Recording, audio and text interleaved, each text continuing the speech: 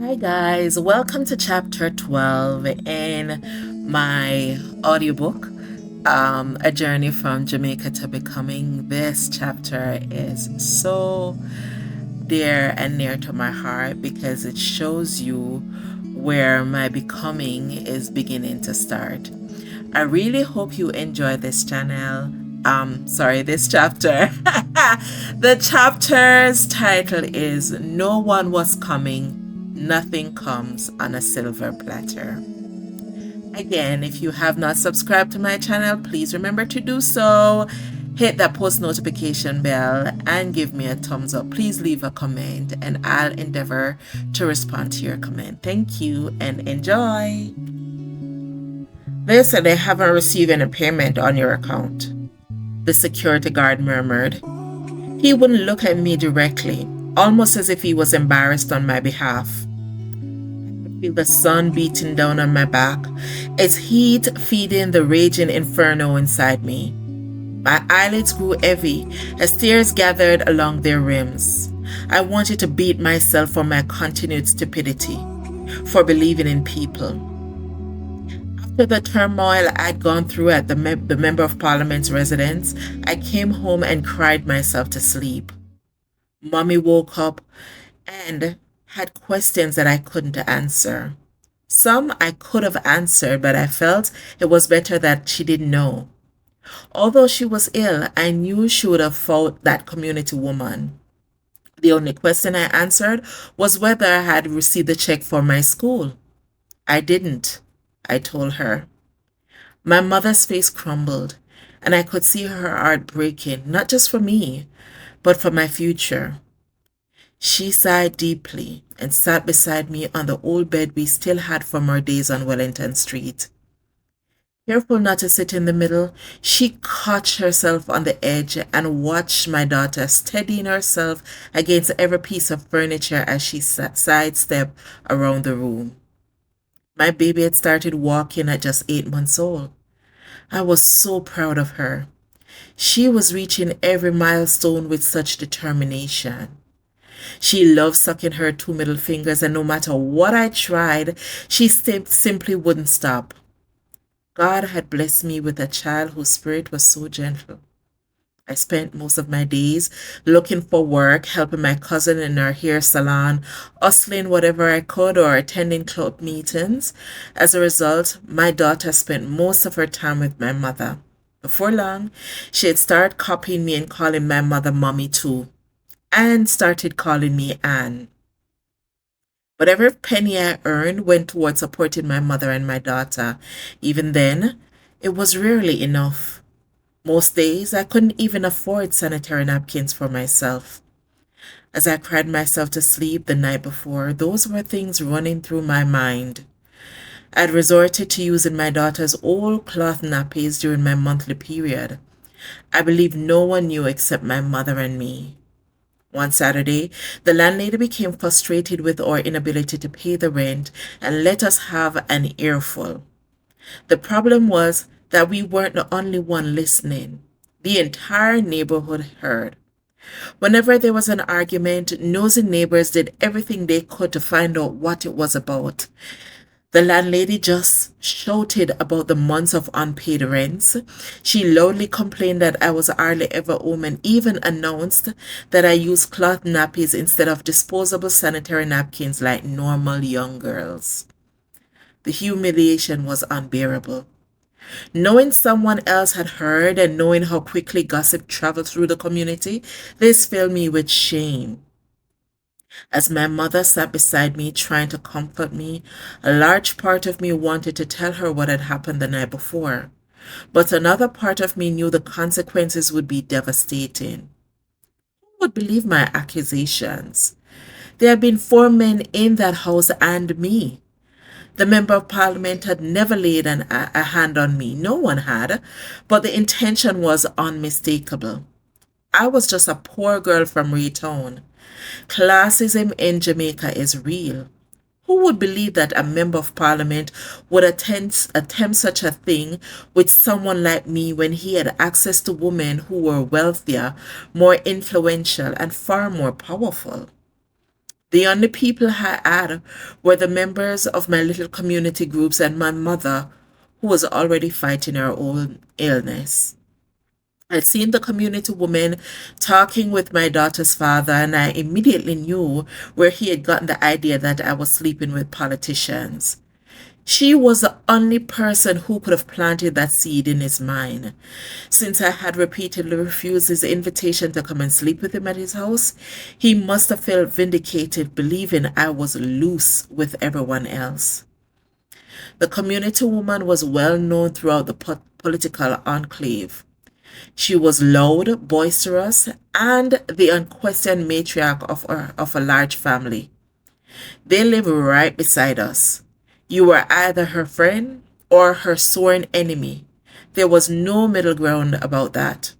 Whenever she argued with someone, her entire family joined the fight.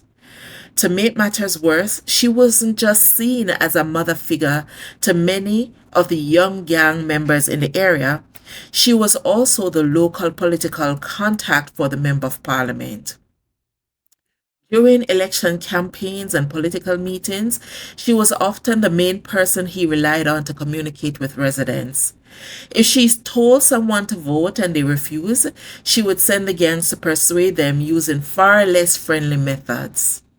Suffice it to say, if I had spoken my truth or reported what had happened, I knew I would receive no justice. Instead, life in Raytown would have become even more harder for myself and my family. You tell her you never get the check on? My mother asked softly. I shook my head, unable to speak without breaking down again. I bent to pick up my daughter, and as I straightened, caught a glimpse of myself in the mirror. My eyelids were so swollen that every bags hung beneath them. I looked as though I'd lost my soul. That why you cry all night, Anne? Mommy asked gently. I nodded. I decided to lie. It was for the best. It wasn't entirely a lie, but it was halfway that. There was nothing else I could do, nothing else she could do. I prayed she would stop asking questions because I didn't know how much longer I could keep lying. All she said was, "No mind me, dear." She stood, walked over to where I sat on the bed, and wrapped her arms around me. My daughter giggled between us, and I caught the familiar scent of roasted peanuts lingering on Mummy's clothes. The simple embrace broke me. I burst into tears all over again. "Stop crying, no man," Mummy whispered. "Go bed. Me will tidy up the baby, then come look about some breakfast we eat." After that, I spent most of my days at my cousin's hair salon, washing hair and helping out around the shop. Christmas and New Year's were the busiest time of year for her business, and she was so grateful for my help that she paid me well. I even helped style a few of her customers, and she encouraged me to think about taking a cosmetology course. Although Mommy appreciated the extra money I was bringing home, she remained adamant that I should complete my university education and pursue a business degree. By the time the second semester came around, I had already convinced myself that I wasn't going back to school, not for the foreseeable future. For the first time in months, I was contributing something meaningful. I'd managed to pay the landlady 1 month's rent with the money I'd earned at my cousin's salon. And for the first time in a long time, I could actually see a future for myself. I enjoyed the work, loved making people feel beautiful, and quietly began imagining hairdressing as a long-term career. My mother, however, refused to entertain the idea. One evening, as I returned home from a police club meeting, Mommy met me excitedly at the gate. "Anna, the MP say if I call him office. Him have something to tell you about the school fees." I froze. I had just spent almost 9 hours working in the salon before going straight to the club meeting. All I wanted was a shower, a little time with my daughter and my mother, and a peaceful night's sleep. I never wanted to see or hear about the Humpty Dumpty looking man again, ever. A tight pressure gripped my forehead. I blinked, hoping that when I opened my eyes, the words coming out of Mommy's mouth would disappear as though I had imagined them. They didn't. She repeated herself. Then she handed me a small piece of paper with the office number scribbled on it. I immediately recognized the handwriting. That's the community woman's handwriting. Hmm. Mommy continued talking. You haven't left the hairdressing shop, and that me send you go high school for. Caribbean parents in the 1980s and the 1990s rarely viewed hairdressing as a respectable profession. You were expected to become a lawyer, doctor, nurse, or some kind of business professional. After sacrificing so much to educate you, how could you possibly end up as a shampoo girl? That was ridiculous to them. Somehow, Mommy had convinced herself that everything had miraculously worked out and that I was foolish for not following up with the Member of Parliament's office. I swallowed the lump in my throat. I don't have any money for the calling box, I replied. Back then, coin-operated telephones stood at various points throughout the community. They were often vandalized, and when they weren't, usually had long lines of people waiting to use them, but they remained one of the few ways ordinary people could communicate. There was no privacy at these call boxes.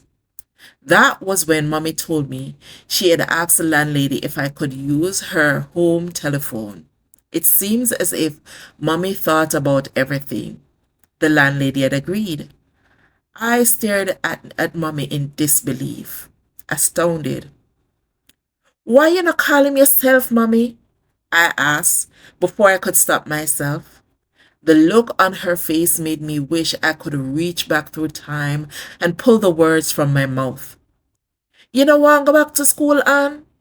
You know want better for your baby? Look how hard me work for sending you to school. And this is how you repay me? I felt about 2 inches tall. Even if it killed me, I would call that man's office the very next day. I apologized to Mommy and promised her I would make the call. Thankfully, I never had to speak to him when I did. His secretary answered instead. He said the money was already sent directly to the University of the West Indies, was her response. I was stunned. When I shared the news with Mommy, she beamed. You see it? Me tell you. She looked as though someone had handed her a piece of the moon. She was so happy. I smiled, but inside I was overwhelmed. Never mind the cost of books, bus fare, or even whether I could be able to register for the classes, huh? At that moment, none of that mattered to her. The next morning, I made up my mind to go to the university. Now, standing outside the administrative building, I watched the security guard avoid my eyes as tears threatened to spill over. Maybe he was mistaken. There was no way I had been fooled again. No way I had borrowed money to travel all the way to Popine only to discover the Member of Parliament's office had lied. That he had lied. No way. After everything that had happened, after everything he had put me through, I refused to believe this. I refused to believe this is how it ended. I begged the security guard to let me speak with someone in the office, but he ignored me. For nearly 10 minutes, I stood there, refusing to leave. Eventually, my determination must have worn him down. He called the office, then silently handed me the receiver. No, Miss Morrison, the woman on the other end said kindly. There's been no payment made on your account. Until payment is received, you won't be able to attend classes. Silence. Dumbfounded. Devastated. Hello? She inquired into the silence. I couldn't speak. I slowly lowered the receiver back into its cradle and walked away. The journey home on the crowded number 77 bus from Pepin to Windward Road felt endless. I was fortunate enough to get a window seat and sat staring blankly outside as a late afternoon breeze brushed against my face. The sweaty bodies pressed together, the conductor shouting for passengers to move down, the familiar arguments erupting over bus fare. I barely noticed any of it. There was only one thing I could feel: disgust. My father, the overseer, my daughter's father, the community woman, the member of parliament. The list was painfully short, yet somehow it felt endless. As the number 77 bus sped down Mountain View Avenue, I made a promise to myself. Not aloud, silently, I made that promise to myself. I will never depend on another person again. If I was ever disappointed, it would be by my own hand. If I was ever hurt again, it would not be because I trusted too easily. I needed to ensure my own safety. Trust would no longer be freely given. It would have to be earned. The bus passed my stop and I pulled the string that signaled to the driver to let me off. I stepped onto the road just outside of my cousin's gate. This was my reality for now, but not forever. I would speak respectfully to Mommy, but I wasn't going back to university. Not until I could afford it myself. In the meantime, I would continue working at my cousin's salon, complete a 6 month cosmetology course, help with the household bills, and slowly pay off our debts. On my day off, I would try doing hair for women in the community while continuing to search for better paying jobs. No one was going to hand me a future. There was no silver platter for me. I would have to build one for myself. My cousin was genuinely happy to see me. She was my aunt's only daughter, and over the years, we had grown closer than ever. She had a little boy who had recently turned 5, and she understood more than most what it meant to struggle raising a child. For the first time, I told someone everything, every painful detail. But I made her promise not to tell her a soul. I swore her to secrecy. When I described what had happened at the Member of Parliament's house, tears filled her eyes. After speaking for hours, I felt lighter. I felt like a load was lifted off my shoulder, as though someone has finally taken that load, that weight that I was carrying. Instead of opening the salon that morning, she locked the doors and took me to our favorite Chinese restaurant at the corner of Duke Street and East Queen Street. We ordered mala chicken with bright rice, carried it back to the empty salon, locked the doors behind us, and just spent the afternoon laughing and simply existing. For the first time in days, I really laughed. I hadn't realized how desperately I needed that. When it was time to leave, I packed away a half of the meal that she had paid for me. I wanted to bring something for my mommy and my daughter. I always remember them whenever I stopped on the road to eat something, no matter how small it is. My cousin noticed. "Wanna have food down the Anne?" she asked quietly. I looked away. I'd already made another promise to myself. I would never beg again. I would never make myself vulnerable again. "We're all right," I lied. She hissed her teeth in disbelief. "You can't fool me, Anne." Without another word, she gently slipped some money into my pocket. The tears straightened again. I honestly wondered where they kept coming from. It seems as though all I had done for days was just cried. Before she could see them, I turned away and wiped them away quickly. "Me have one outfit for you over in the corner in a one bag," she said softly. "And take the other food too. Tell Auntie so me send it for her." "Thanks, cuz," I whispered. Soon afterwards, I dropped the food and money off to mommy before heading to netball practice at the police station. When I told her what happened at the university, her face darkened. Don't say nothing more. Don't go back in my office, you hear me? That Ross man is too wicked. She was furious. Furious at the MP, furious at the community woman. But I found myself calming her instead. It's okay, mommy. Something I go come. Me nah give up. Shireen said me can come work every day except for Sunday when the shop close. So me will have like a money for help out things so till something better come. God always good, mommy. She nodded quietly in agreement. I kissed my daughter before leaving out for practice. Looking back now, I realized that if I hadn't gone to practice that evening, I probably would have stayed in the room and sunk even deeper into despair. Going out to these meetings helped me to manage my depression of my current situation. Mommy had always encouraged me to get out and live a little. She said I was too young to lock myself away, and she loved caring for my daughter, especially now that the yard shop was no longer operating. Although I often brought the baby with me to the club meetings, Mommy preferred having me at her home. That evening, after netball practice, the sergeant in charge of the police netball team approached me. Have you ever considered joining the police force? I stared at her.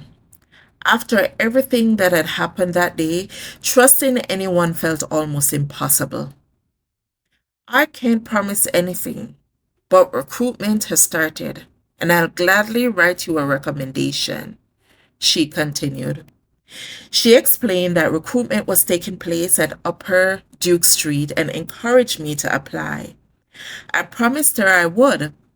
Practice ended late that evening, and as I turned onto the long stretch of road leading home, I was so deep in thought that I never noticed my daughter's father standing silently behind a lamppost. Anne! Run! Duck! I don't even know who shouted. I only remember ducking and running. Adrenaline exploded through my body. A bottle sliced through the darkness beside my head before smashing loudly against the roadside. Every night you left the pitney gone look policeman. I dead you for dead in a gal. I turned just in time to see him hurl a large rock in my direction. Women sitting outside their gates began shouting, "Come in here, sir, Anne! Run in here, sir!" I dove into the nearest yard. This wasn't the first time my daughter's father had tried to hurt me. The first time I reported him to the police, and they dismissed it as a domestic dispute. They told me there was nothing they could do to help unless he physically assaulted me. After that, I avoided him whenever I could. I wasn't afraid of being hurt. I was afraid I might not survive.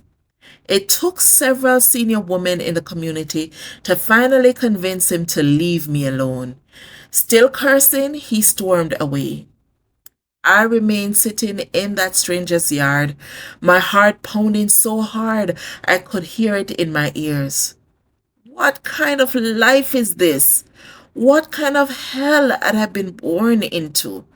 For the first time, the idea of joining the police force made sense. Not because I dreamed of wearing a uniform, not because I wanted authority, because I wanted to feel safe. I wanted to protect my family, because I was tired. Tired of being humiliated, tired of being afraid, tired of feeling powerless. When I finally walked home alone, despite the ladies offering to accompany me, the street was lined with people just watching me passing by. Some looked amused, others looked sympathetic. I kept asking myself the same question. What have I done to deserve any of this? All I had done was exist. The following morning, I found myself sitting the police force entrance examination. As I completed the simple English and mathematics questions, I remembered walking into Ellison Road Police Station months earlier to report the first incident of abuse. The female officer behind the desk had barely looked at me. She dismissed me as though my fear wasn't real. I wondered if she had ever been frightened the way I was. I wondered if she had once sat this very same test as I am doing currently. When I finished, they measured my height and weight before sending me to the inspector overseeing the recruitment process. "You're 1 inch too short," he said matter-of-factly. Well, excuse me for not being blessed with height, I thought. "Did you graduate with a diploma? Any CXC subjects?" "Yes," I replied. 7 CXC subjects, grade 1 and 2. He looked surprised. "Then, why are you applying as a constable? Why didn't you apply for an inspector's position?" "I didn't know I could," I responded. He silently handed me a list. "Take those documents to Twickenham Park Police Training Academy as soon as possible." I thanked him and I walked out, slightly elated. And then I went directly to my cousin's salon. The truth was, I wasn't thinking about becoming a police officer. I was thinking about arming myself. I wanted to make sure my daughter's father never again believed he could threaten me or my family without consequences. I didn't recognize it then, but that was the first day, that was the day my outer shell began to harden. That was the day I stopped waiting for someone to rescue me. That was the day I began to learn how to fight back. Not with fists, not with revenge, but with resilience. I was down. I was bruised. I was humiliated, but I wasn't finished. Looking back now, I realized something. Every person who tried to break me believed they were witnessing the end of my story, but they weren't. They were just witnessing my beginning. Thank you for listening to chapter 12 of my book, A Journey from Jamaica to Becoming. If you have reached this far, I want to tell you thank you so much for listening to the entire chapter. If you haven't subscribed and this is the first time you're listening to my audiobook, please remember to go and subscribe to my channel. Hit that post notification bell so you are notified when a new video is coming out. Please leave me a comment, a like, so I can boost my channel to go out into the algorithm. With that being said, come back next week Thursday for chapter 13 in my book. Thank you so much. Until I see you in the next one.